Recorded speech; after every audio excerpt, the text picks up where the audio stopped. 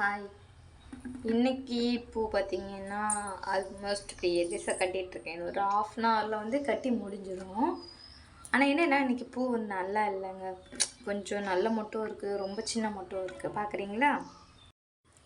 இங்கே பார்த்தீங்கன்னா இதில் வந்து ஓரளவுக்கு இருக்குது. ஆனால் ரொம்ப இதாக இருக்குங்க. சில டைமில் வந்து மொட்டெல்லாம் இந்த அளவுக்கு ரொம்ப சின்னதாலாம் இருக்கும். ரொம்ப நேரம் ஆகும் இதெல்லாம் கட்டுறதுக்கு.